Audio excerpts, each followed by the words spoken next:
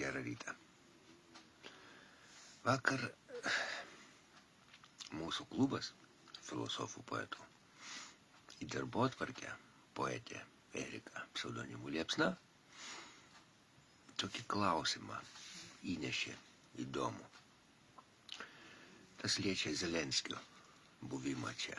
Bet Zelenskio buvimas tik tai buvo priežastis pačiam klausimui. O konkreti priežastis buvo klausimas, taip, kaip gali būti tokia didelė dvigubi standartai, toks skirtumas, tokia didžiulė beprotybė, kvailystė, nežinia kaip pavadinti. Turim omeny, kaip pavyzdžiui buvo Brazauskas, mūsų prezidentas. Vieni mylėjo, kiti nekentė, kaip ir visada. Va, bet, prezidentas gerbiamas iš tikrųjų buvo. Atmintis ilga istorinė su juo. Ąžuolas gigantas. Ir jo į katedrą nepriėmė. Palaikų nepriėmė į katedrą. O Zelenskis atvažiavo. Prašom, kalbėk katedroje. Ir dar tas, tai katedroje krikščionių. Ir dar tas, kuris naikina krikščionybę. Tai kaip gali būti? Tai va klausimas ir buvo, kaip gali būti? Kur tos beprotybės ir to dualizmo baisaus priežastys tokios? Kaip įmanoma? Va, ir tas buvo priežastis apskritai išplėsti šitą klausimą ir panagrinėti, kaip apskritai gali tai būti. Ir pačioje Ukrainoje, ir Rusijoje kai kurie klausimai, ir Europoje tai iš viso dabar kas darosi. Va. Ir ne vienas iš mūsų klubo narių nelabai galėjo kažką konkrečiai atsakyti. Tai visų patartas paskambino vienam signatarui. Kaip gali būti tą pačią klausimą? Tas signataras paėmė ir davė nuorodą į smegenų specialistą Savelijevą. Pamenat, kiek audrų visą laiką sukeldavo to paties Saveljevo, smegenų specialisto skirstymas. Bet ne jo sugalvotas, jis tiesiog minėdavo tą dalyką. Sociologai sugalvoja tą visuomenės skirstymas į avis, šunis, vilkus ir piemenis. Kiek būdavo pasipiktinimų, kad negerbė mūsų ten, jis mūsų avimis išvadino. Man net būdavo visą laiką toks, kad kuo garsiau reikia, tai ir matydavau bliaunantį aviną. Ir paskui atsiprašinėk 100 kartų, kad, taigi protinga vis daug vertingesnė už kvailą piemenį. Nes avis gali būti protinga, jeigu jinai pripažįsta tą sistemą, pripažįsta tvarką pasaulio, tą gamtos sukurtą, ar Dievo sukurtą. Nieks nepadėdavo vis tiek. Avimis išvadino, mane suskaičiavo. Ir dabar naujas Saveljevo atsakymas, beje, reikia pabrėžti, kad jisai nėra filosofas, Saveljevas. Yra fiziologiškai tikslus ta prasme, kad jis smegenų specialistas ištyrinėjęs žievę, centrus ten smegenų, kur kas aktyvėja, kur kas nuslopsta, kur kas evoliucionuoja ir taip toliau ir panašiai. Grinai kaip koks patologo anatomas. Pjausto, tyrinėja, žiūri per oscilografus, kaip ten susižadina, kaip susiaktyvina ir taip toliau ir panašiai. Jokių ten išvedžiojimų kažkokių nepateikia. Jis tiesiog konstatuoja faktus. Jo išvada kokia? Sako, lygiai 8 metų dominuoja žmogaus gyvenime yra limbinės smegenys. Tai yra tas primityvėsios, kurios mes paveldėjom iš beždžionių. Čia aš labai sutrumpintai kalbu, o paskui galėsiu pateikti vakarop. Kai sulauksiu visus pasipiktinimus, tai vakarop aš jums pateiksiu patį tą nuorodą. Tai iki 8 metų dominuoja limbinė smegenų dalis, kuri paveldėjom iš šimpanzių, kurios yra skirtos tiesiog socialiniam šitam patiem egzistavimo klausimams spręs. Pavalgyti, miegot, dominuot iki 8 metų. Ir tu gali vaikui, kuris reikia, pavyzdžiui, saldainio arba mašinėlės, aukštėlnikas prekybcentriuose, tai ir mini savėliavas. Tai ne vienas atvejis prajuokino, aš irgi esu matęs tokių, kur klikė reikia, nupirk man, tu kiek nori jam gali aiškinti, be šansų jokių. Vat, jam reikia ir viskas. Tada nuo 8 metų lygi lytinės brandos pas kai ką atsiranda antrinės sąmonės, smegenų žievė įsivysto antrinės, tai per kai ką. Jinai skirta aukštesnio lygio, sudėtingesnėm uždavinėms spręst, bet aptarnauti vėlgi limbinę smegenų dalį. Tai yra tie gudresni, protingesni, bet tas nieko neturi bendro su intelektu, kažkokio aukštu. Ir tik nedidelė dalis žmonių, kuris sudaro 10% bet kokioje visuomeniai, homo sapiens rūšį, yra įsivysto tretinė sąmonės dalis. Ir klaidina tas, kad visi žmonės, kadangi iš išorės panašus, tai tu niekaip ir neatskirsi. Ir niekaip kitaip to paaiškinti neįmanoma, kaip tik tai įsiskverbimo tų primityviųjų, savininkų primityviųjų smegenų į aukštesniuosius tos sluoksnius. O kokiais santykiais yra? Pasirodo, pasak Savėlievo, pirminės tas smegenys limbinėm, kur dominuoja, 70% žmonių sudaro. Jis ir sako, pasižiūrėkite į veidrodį, ar į artimuosius. Ar jums rūpi daugiau kas nors, išskyrus, patenkinti biologinius kažkokius tai poreikius, instinktus. Beje, kaip jisai ir dar kartą pabrėžia, tas nereiškia, kad negali žmogus pasiaukoti vardan kitų. Tarkim, jeigu aukštesnės sąmonės, tai atrodo, kad ne dėl savęs turiu, vardan kitų. Bet net ir tuo atveju, jeigu net ir aukosis irgi vardan kitų, tai bus, vis tiek dėl biologinio išlikimo, pavyzdžiui, išlikimo arba šeimos, arba grupės, arba tautos ten. Tai čia nieko bendro neturi vėl su tretinės sąmonės smegenimis. Ir laiku bėgant, tako, jeigu nėra kažkokios atrankos, kaip gali pakeisti, ištrūkti iš tų ribų, tai tada pradeda pamėgdžiot, o pamėgdžiot puikiai moka. Pamėgdžiot, prisitaikyti. Vėlgi vaikus primena, kaip jie sugeba gerai manipuliuoti. Jo mažam amžiui. Puikiai tėvus, ten senelius manipuliuoti, apgaut, prigaut. Nes jam reikia ir viskas. Ir jeigu nėra tramdančios kokios jėgos, tai civilizacijos jėgoje visą laiką taip ir valdomi. Prienikų, meduolių ir botagų. Visą laiką visuomenė. Aiškina Savėlievas. Ir tas nereiškia, kad ten geri, blogi, ten nieko panašaus. Čia tiesiog taip yra sudėta. O kodėl? O todėl, kad smegenys labai imlios energijai. Žiauriai imlios energijai. Ir fiziologiškai net negali labai koncentruotis, netgi tretinės sąmonės žmonės, ties vienu dalyku ilgai labai koncentruotis fiziologiškai labai sunku, kadangi labai daug energijos reikalauja, iki 1/4 energijos. Kompas mažas, o ima žiauriai energijos daug.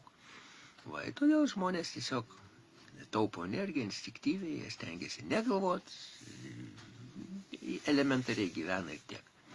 Dėl ko ir rinkimuose, pavyzdžiui.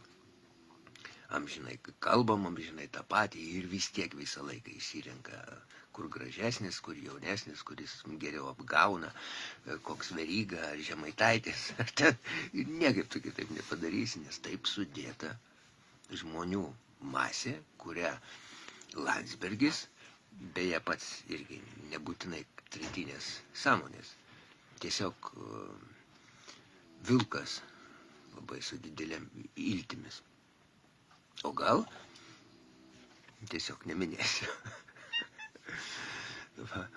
Kurios pavadino runkeliais. Tiesiog runkeliais. Ir niekaip, čia briedis veržiasi.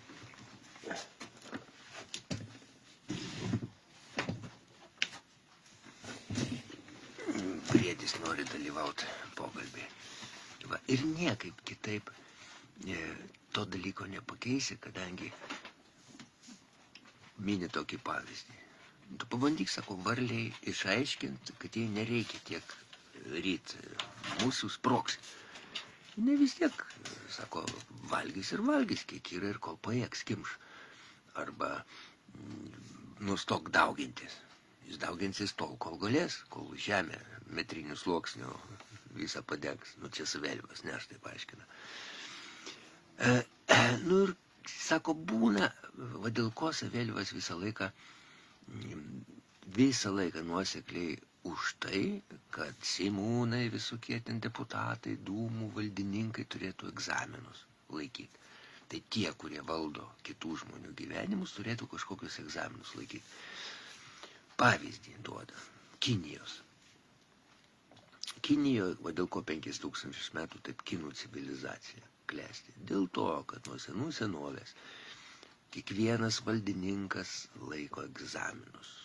Ir ne tik, pavyzdžiui, egzaminus, nes jeigu nusikalsta, tai ant tiek jį sutrumpindavo ant galvos, galvą nukirsdavo tiesiog ir dar 5 kartas aplinkui sterilizuoja, kad tu gyvenime valdininkas nebūtų, ant tiek jį baugina, kad jis tik tai būtų geras valdininkas, jeigu egzaminą ir išlaikė.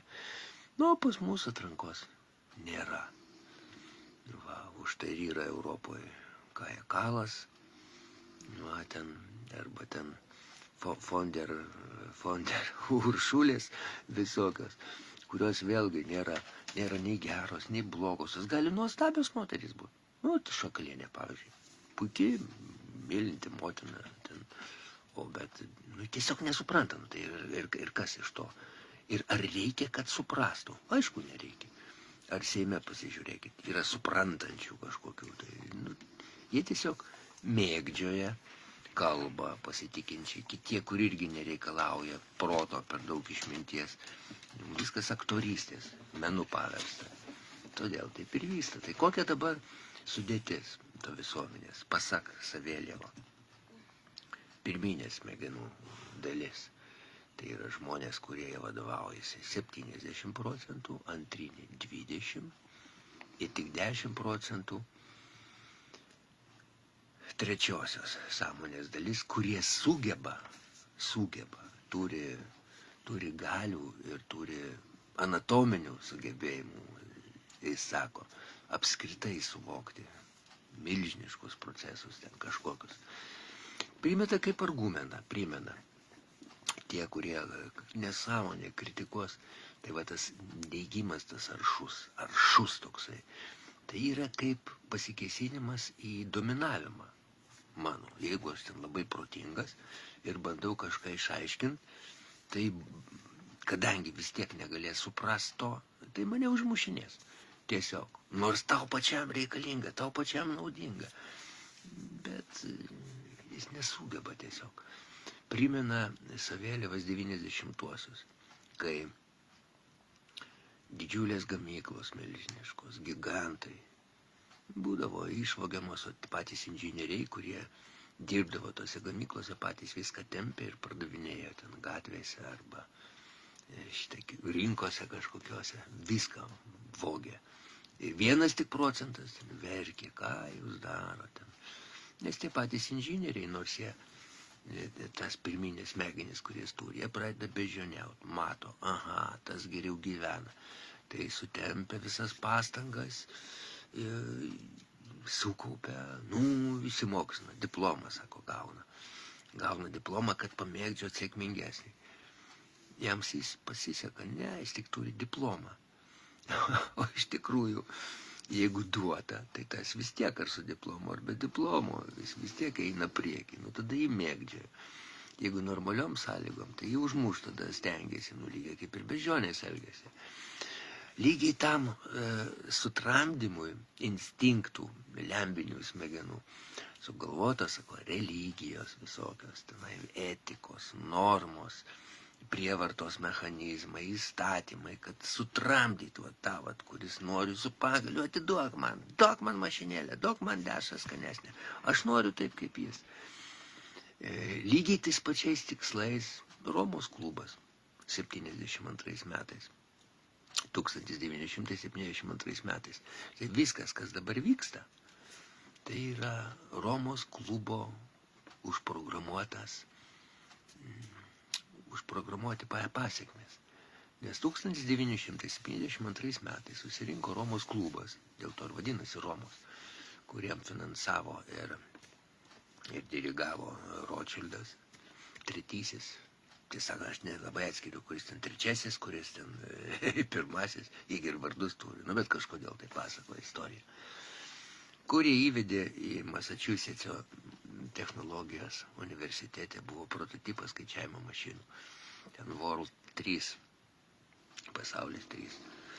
Kas bus, jeigu žmonės gims, o šitai resursai tai nedidėja, baigtiniai yra. Kas bus? Ir išdavė atsakymą, kad 2040 metais bus chana ten.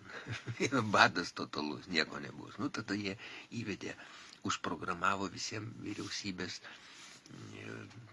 ten valdininkam tiem išdavė, kas bus, jie užkodavo ir pradėjo reguliuoti, trikdyti gamybą, progresą.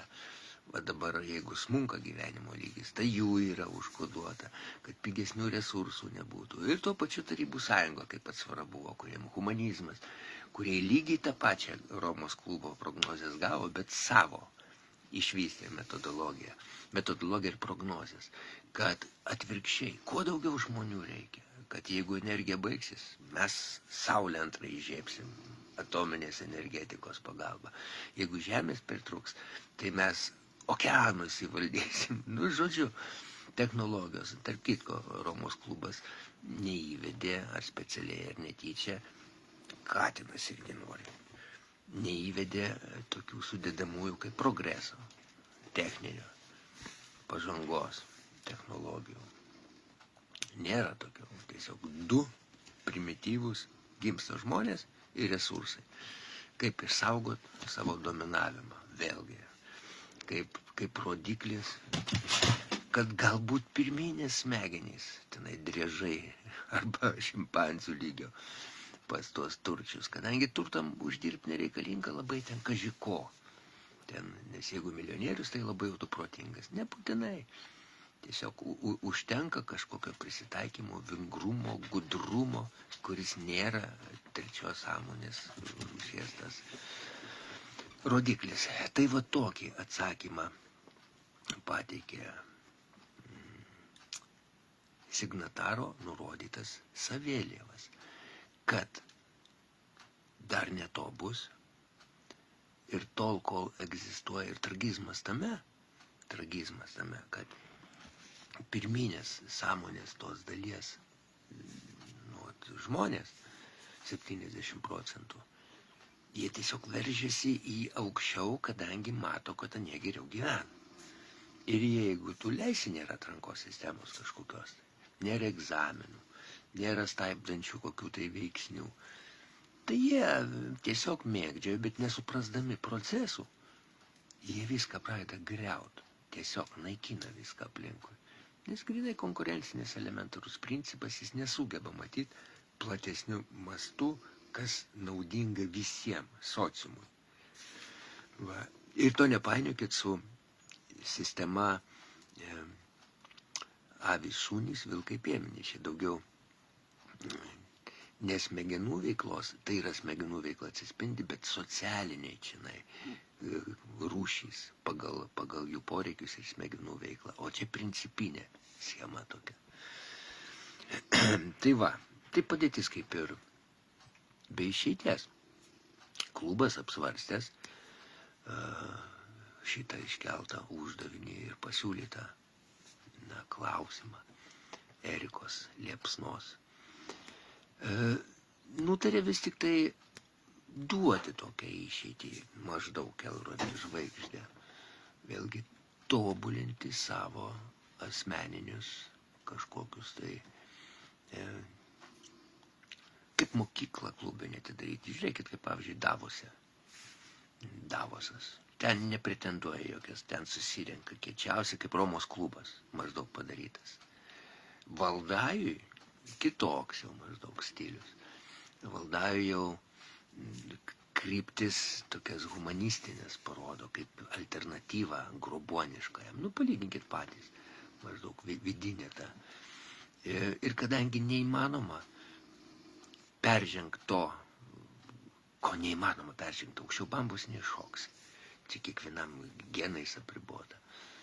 Tai aš asmeniškai remiuosi į kvantinę fiziką, tada kvantinę mechaniką, kurią vadinu kvanktinę, nes nepriklausomai nuo to, kokia mano smegenų galia keliamoji, kvantinė mechanika ir fizika duoda galimybę pakeisti realybę, tiesiog į kitą lygį išeiti. Bet tam reikia išlaikyti tam tikrą būvį, kuris lietuvių, rusų pasaulėjautoj apibrėžta kaip dora, sąžinė, tarkim. O šitam pasaulyje jinai nereikalinga. Kaip buvo pasakyta, politika, sąžinė, ne tos dimensijos. Tai va būtent roplio smegenų pasakymas. Nes kai bankininkas vadovauja, jeigu jis neturi daugiau, tai jisgi nekaltas. Arba paskiriama moteriškė turinti akivaizdžių sutrikimų vadovauti kažkam. Nors tam ir nereikia, nes ir jos vadai irgi neturi, nes jie irgi klauso kažko. Tai va tam, kad suvaldyti ir sukurta religijos, sukurta įstatymai, kurie yra konstatacija remiasi, kuri parašyta vieną raidę pakeitus konstituciją pavertus, bet turėtų būti konstatacija. Tai va, tie, kurie tretinė sąmonėm, vadovauja nerašytos taisyklės. O tiem, kurie reikia kažką priminti, reikia tramdyti įstatymus dar sukurta. Nes jeigu netramdysi, tai ir vyks kaip dabar. Beje, kaip įrodymas vėlgi, antrinis va tokiam reiškiniam yra, kad ir vakarykštė klausimas iškeltas. Kodėl, pavyzdžiui, lijundra gali vykti?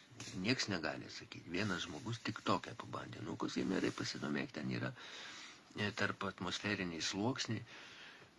Be abejo, žinau ten tos dalykus, domėjausi, bet jie man nepaaiškina.